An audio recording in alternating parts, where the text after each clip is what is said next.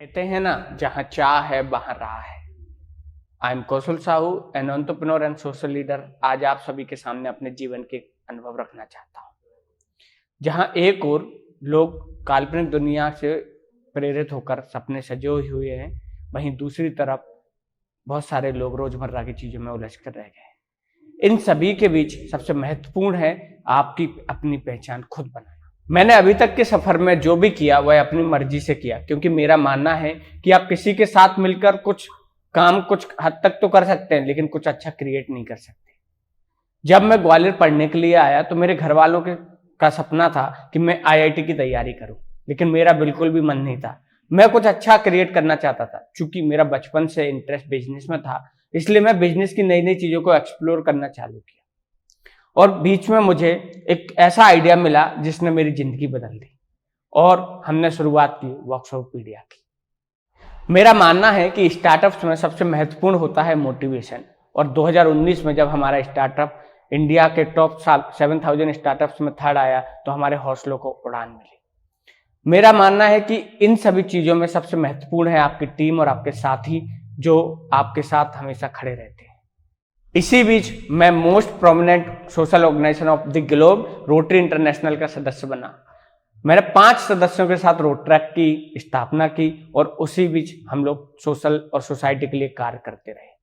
धीरे धीरे कारवा बढ़ता गया, और बहुत ही जल्द समय में 1 साल के अंदर हमारे सदस्यों की संख्या 250 से अधिक हो गई। यही नहीं, इसी के बीच हमने उस पूरे साल में 180 से अधिक प्रोजेक्ट्स किए, जो अभी तक ऐतिहासिक है। और इन सभी प्रोजेक्ट्स के लिए और इन सभी काम के लिए हमें अंतर्राष्ट्रीय स्तर पर नवाजा गया।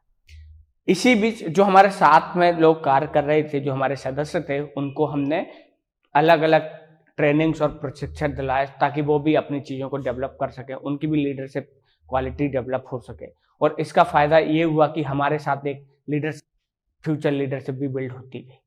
और जब हम आगे कार्य कर रहे थे, तो अब 2018 में जब मैं अपने ग्रेजुएशन को पास करा, तो मैंने एक नया क्लब की स्थापना की, और जिसके माध्यम से हमने ग्वालियर के अन्य क्षेत्रों में भी कार्य किया। जब मुझे 2019 में मध्य प्रदेश और राजस्थान का प्रमुख बनाया गया, तो मेरे सामने सबसे बड़ा कठिन टास्क था कि मेरे को इस एरिया को एक्टिव करना, क्योंकि यहाँ पर सदस्यों की संख्या और रोटरैक क्लबों की संख्या बहुत कम थी। लेकिन मैंने हार नहीं मानी। मैंने अपनी टीम और अपने साथियों के साथ मिलकर इन सारी चीजों को फिर से रीडेवलप करना चालू किया। उसके बीच जब हमने सत्र का समापन किया 2020 में, तो हम वर्ल्ड के सबसे हाईएस्ट मेंबरशिप ग्रोथ के साथ साथ वर्ल्ड के सबसे हाईएस्ट रोटरैक क्लब चार्टर करने के लिए भी हमें साउथ एशिया स्तर पर नवाजा गया।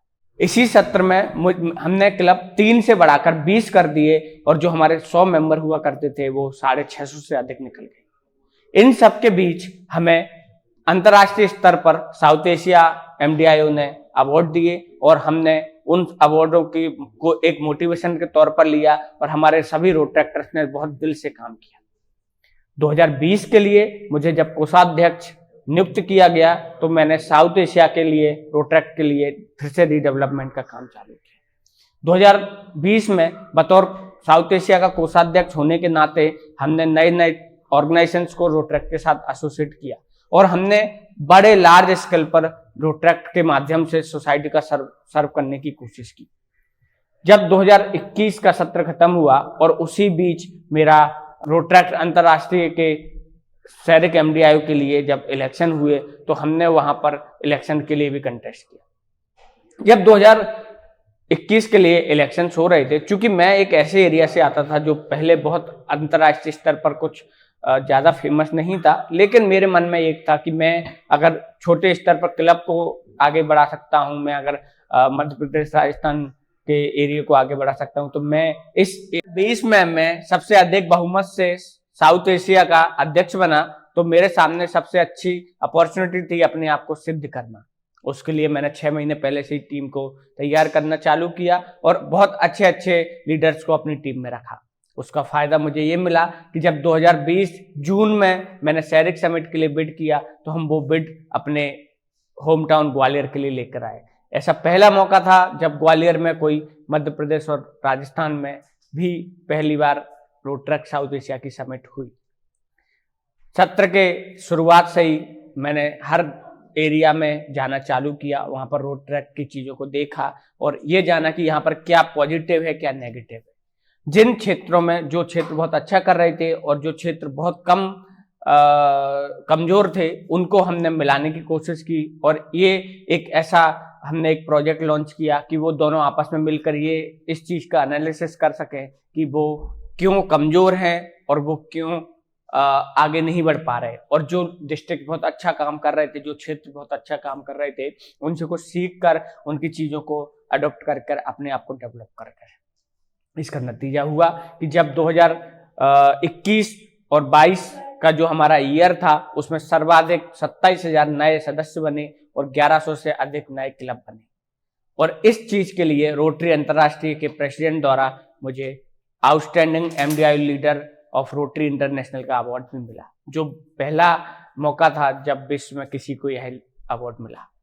धीरे धीरे हमने और अधिक प्रयास किए और उसी प्रयासों का नतीजा था कि हम 6 नए क्षेत्रों को रोटरैक्ट से जोड़ पाए, जिसमें 2 नए कंट्री थे, श्रीलंका और मालदीव, जो साउथ एशिया रोटरैक्ट के सदस्य बने। इन सब का एक्सपीरियंस और इन सब की चीजों को आगे बढ़ाते हुए हमने आगे उस साल रिकॉर्ड प्रोजेक्ट्स किए और सोसाइटी के लिए लगभग 5 करोड़ से अधिक के प्रोजेक्ट किए।